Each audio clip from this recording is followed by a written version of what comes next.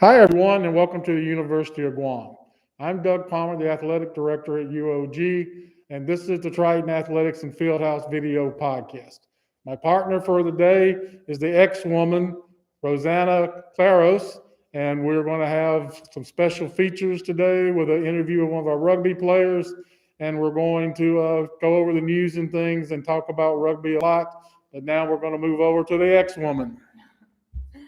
Half a day. Welcome to the show that brings you all the news that is the news here at the UOG Calvo Fieldhouse and the departments and the units that make up the most exciting building on campus.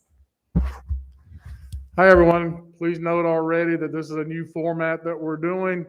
Our other host, our other student host, Christian the Dancing Bear Ramos, is no longer with us. We kind of figured out that he had too many things going on in his life. He's on the student government. He's got a part-time job. He volunteers for 2 or 3 different things, and he just didn't have the time to devote to the podcast. When we originally hired him, he actually quit to start off with because he said he didn't have enough time, but the ex-woman was able to talk him into it. But we kind of realize now that he doesn't have enough time to dedicate to the show. So we're going to move forward. Right now, I'm going to be the substitute today, but we're going to have some open tryouts next week to find if we can get another student host. And if you really are interested in doing this, please give me or Martin a call at 735-2861 or 2862. And starting next week, like I said, we'll have some tryouts, and hopefully by next Thursday, you'll have a brand new host with us right here. Alrighty, you heard it there, folks. I don't think Mr. Grumpy could be my partner for too long, so go ahead and come on out if you are interested.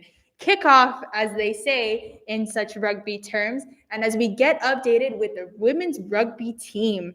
The women's rugby had opened up their season on Saturday. They had lost all 3 of their matches, 0-7 against the Hybrids, 42-0 against the High Performance, and 32-0 against Para Toru. The Lady Tritons will face the High Performance on Saturday in the semifinals at 10 a.m. The Lady Tritons will only have 6 players on Saturday and will only play their first match due to one of their players having a concussion. So we definitely give out our love and supports for your players, and we hope that you have a safe recovery. The championship match will be shown at noon on Saturday at the UOG Rugby Field. All 3 matches will be shown live on this YouTube channel. And as we were looking back on some of our views, we had seen that there were 275 individuals who were watching the live show at the final hour play from Saturday, setting a huge viewer record for the UOG Athletic YouTube channel site. The semifinals will be at 10 a.m. and 10:30 a.m. The third place match is canceled, but the championship will resume at noon. Quality of the video will improve for Saturday with closer shots of the play, and no spectators or fans can be in the match area. Thank you. And we're going to talk a little bit about men's and women's basketball. We do plan on starting men's and women's basketball in January. The vaccines are supposed to move out of the field house in December. And then on January 17th, that's a Monday night, the men's basketball team will start playing the Men's Triton League. On Tuesday, January 18th, the women are going to start playing the Women's Super League. So hopefully everything will go. Of course, the governor is going to have to increase the capacity from 10 to 25. And if we get up to 25, then we can play basketball. Alrighty, so in terms of our men's soccer team, there is currently no news on when the Guam Football Association will open their play for the Premier League and or the Amateur League. And currently the news for baseball, we are going to change coaches. We've opened the job up already for new applications. So if you're interested in coaching the UOG baseball team, please go to our UOG Athletic Facebook account, and you can see what it takes to apply there. All you really have to do is send me your cover letter, a resume, and on the resume have 3 professional references. Please send that to palmerd@triton.uog.edu. And If you get it in by Monday morning, and I will interview the top 5 people that send me information, and hopefully we will have the coach by the 1st of November. Bump, set, spike is definitely how it goes for our women's Triton volleyball and the recreation club team for women's volleyball, and the first possible join with UOG and GCC club teams. The 4-team league has been played before here at the UOG Calvo Fieldhouse. In order for that to go on with the process, the governor would have to extend her capacity from a 10-person indoor to 25 persons for the league to start. The league is scheduled to start on Monday, November 8 at 7 p.m. and 8:30 p.m. 8-match schedule is set for the 4-team leagues. UOG and GCC students can see Swingley and Kayla at the Triton Fitness Center to show interest in a Triton team.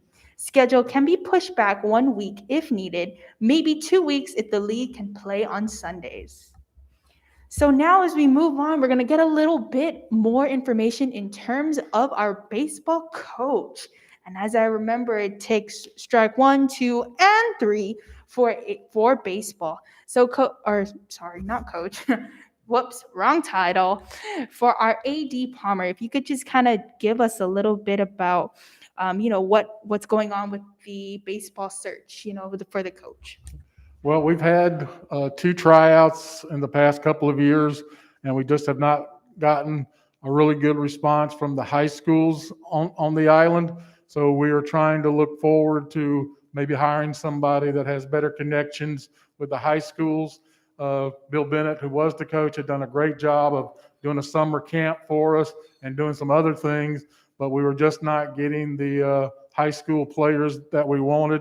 So hopefully we're going to hire somebody who's got really good connections to the high schools, and then we will try again in the spring. Actually, we may have a tryout in December and a tryout in January, because when the Guam Major League starts their next season sometime in 2022, we want to be part of that Guam Major League. So we're just looking for somebody who's going to be able to go out and recruit more players for UOG. We basically, the last 2 times, we've gotten about 8 players both times, and we really need about 15. So hopefully we can find somebody with the energy that's going to be able to go out and talk to the high school players and get more players here to play for us. Yes, well, we're definitely excited to see hopefully a baseball team develop here at the University of Guam. So besides baseball, is there any talk in terms of any other sport being introduced? Is it being discussed? Well, we're not really talking about a new sport being introduced besides, like we talked about, a varsity volleyball program. The Triton volleyball team has actually done pretty well the last couple of times we've had it. And the biggest problem we had with the first volleyball program we had is after a while, nobody would play us because nobody could beat us. But now we have some stronger teams out there that want to play us. So I think volleyball, we plan right now for the fall to bring back varsity volleyball and be both the beach version and the regular version. So one semester we'll hopefully play beach and go down to the beach and play 2-person volleyball. And then the other semester we'll probably play 6-person volleyball. We are going to have some conversations about getting recruiting going in the spring for the women's soccer team. So I'm going to have Coach Derek Cruz in for a conversation and see if we can start the recruiting process, because we don't have women's soccer for this year. And that's really disappointing to us because it's been a 2-time champion on the island and a 1-time second place team on the island. So we really want to get the women's soccer team back and back to the so-called glory years of our championships. So looking back during COVID times, we've calculated and we've seen that we finally played our first game here at the University of Guam within the last 20 months. So what are some of your thoughts on how the women's rugby team is going? Well, I thought the women's rugby team really had a good showing. I mean, some of the scores was not quite what you want, but I think, they did a good job. They never quit.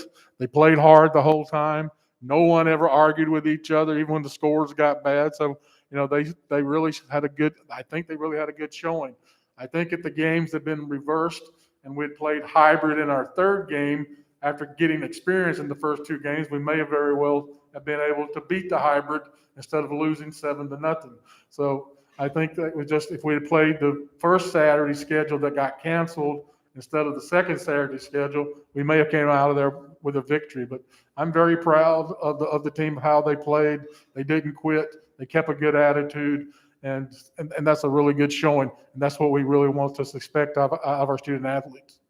You heard it there, folks. Shout out to all of the women rugby players. Great job. So, sir, are there any? What's it looking like? Are there any? What is the promising for for the women's rugby team? Well, we've already made the decision that we're going to. I mean, we actually had 12 players come out for the team, and we were really excited that we had 5 subs. But all of a sudden, several other kids left the program who really hadn't played rugby before. We had one young lady who didn't want to get vaccinated, and sorry, that can't happen.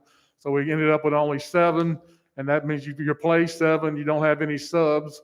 So while the other teams on Saturday were able to change 2 or 3 players out every time they went out to play, we couldn't do that. So we ended up with one young lady with a concussion, and now we're down to 6. So we've made the decision that we're going to have to get up to 10 players who are committed, who are going to play before we allow women's rugby to play again. It's part of the reason why we didn't play last Saturday, because we didn't want to play so many matches with only 7 players, because we figured somebody would get hurt if they had to play 8 matches over 3 Saturdays. We were trying to get by with 5 matches over 2 Saturdays, but we quite didn't get there. So we're going to play shorthanded on Saturday, but in the future, before we play women's rugby again, we're going to have to get our numbers up and work harder at recruiting student athletes to play women's rugby. So, what about basketball starting in January? Well, we're hoping. We got within 2 weeks of basketball playing back in September before the Delta variant got going on the island really well, and the governor cut back what you could have in indoors, and then the vaccines moved back here. So we literally have not played basketball, and that's pretty much the 20-month. So we're hoping that by that 22nd month, we're able to play. The same 6 teams in both men's and women's league have held on. They want to play. They're committed to playing. So we're going to play, like I said, the 16th, 17th, or 17th, 18th of January. The first week of classes, we will start playing, hopefully. And we will hopefully play that league, and then both teams will then probably go to Anderson to play in their annual March tournament. And then we will hopefully, at that point, we'll play about 20 games. And I think that will be a pretty good season, or pretty good basketball for us for the first time after the pandemic, hopefully. Well, thank you so much, AD Palmer, for sharing all of that information and giving us more updates, not only for us here, but for our future players and our student body. So I think it's about time now that we move over to this side of the room. She's been keeping this seat warm for quite some time now. Here we have our rugby player we had on our last show, Alexandria Cruz, or as we also call her, Alex or Noni. Welcome, Alex, to the show again. It's great to see you. Thank you for having me. So we saw that your Lady Tritons were able to play on Saturday, and I was also watching myself, and I kind of saw that the score was not going so well, nor did the results come out so well. So do you have any thoughts as to your overall thoughts about how the team played against such very big competition? Yeah, so having a break for like 2 years of playing no rugby, and having COVID and not being able to, this is also our first time practicing with new people as well from different various backgrounds. And if we had a little bit more time and a little bit more players, and if we were able to bond more, then I'm sure that it would have turned around in the end. Well, you guys had a very tough defensive battle with the hybrid. You guys lost 7-0. So basically they scored late in the second half to win. Is there anything we could have done different in that game for us to win?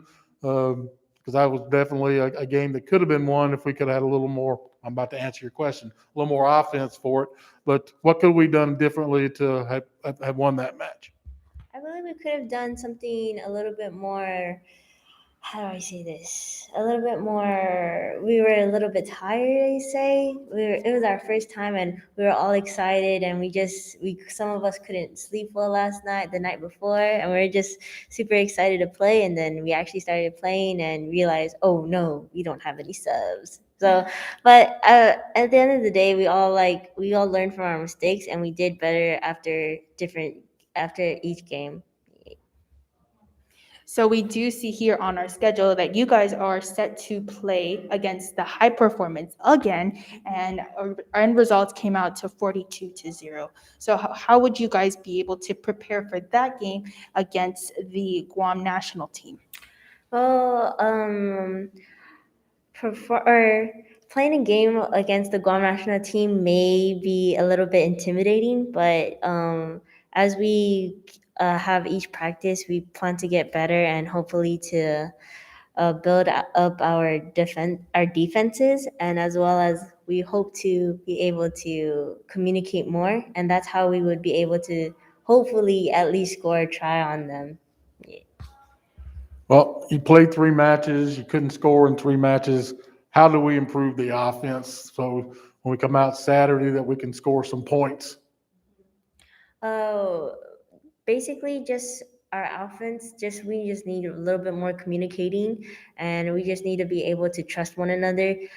One of the negative effects about playing in rugby is if there's no communication and no trust, we're not gonna move anywhere on the field. So it's like I had mentioned earlier, as the games were live on this very YouTube channel, the views started to grow and it came out to a total of 275 views. So what are your thoughts on, having such a big number, especially for your first game? Wow, 275? Yeah, having that much views means so much, and we hope to have more people come out and join the sport because we're very passionate about the sport, and we wouldn't want the sport to die down, especially since it just came out at UOG. We appreciate everyone that came out and supported us, even though it was online and not a lot of people could watch it on the field. And we really love all of you guys. Well, you had one young lady get a concussion. So can you tell us how that happened? But now it also means you can only play with 6 players on Saturday. How do you adjust from 7 to 6 on Saturday as well? Well, I believe having players from that went from 7 to 6, it may be tough, but as long as we have the mindset of keep going and keep pushing through, then hopefully we can do it. For the lady that had a concussion, did happen on having colliding with multiple players from the opposite team, and sadly you're gonna get sat on. So yeah, but she is doing well, she's doing great. She's just at home resting, and she's being a good scholar and doing her homework. Already, so it's like she already had mentioned, that this coming Saturday they will be playing only once due to only having 6 players, and we are going to be playing against the national team. So how would you want to, or how do we end the fall season on a positive note and then also build some momentum for the spring semester? Ending the season in a positive note may be a little bit difficult with just playing with 6 players, but at the end of the day, if we had fun and we're satisfied with how well we played, honestly, the scoreboard doesn't matter to us. It's just we're trying to push out the rugby team, and hopefully represent the sport on our island, and represent our school. Well, that was a very intense interview with the Alexandria Cruz, one of the women's rugby players. And thank you so much for coming out here. And we definitely look forward to this Saturday when they will be having their semifinal match. And with only playing with 6 players, so we definitely want to keep an eye on what is going on. And it will be showing at 10 a.m. and 10:30 a.m. and the championship match at noon. And don't forget to tune in on this YouTube channel to see it live. And thank you again, Mr. Palmer, when we are always talking about the varsity sports, what's happening, how the updates are going, and always keeping us informed. And the mood around here goes up, and there is more emotion going or being shown. Thanks to everyone who was watching tonight, and we'll be back next Thursday to go ahead and review some of the rugby results from this upcoming weekend and more Triton athletics and Fieldhouse news from this UOG Calvo Fieldhouse. And as we always say to end this, don't forget to say Viva UOG. Don't forget to say Viva UOG and show your Triton. Alrighty, let's try this out. And how do we always end the show, guys? Viva UOG!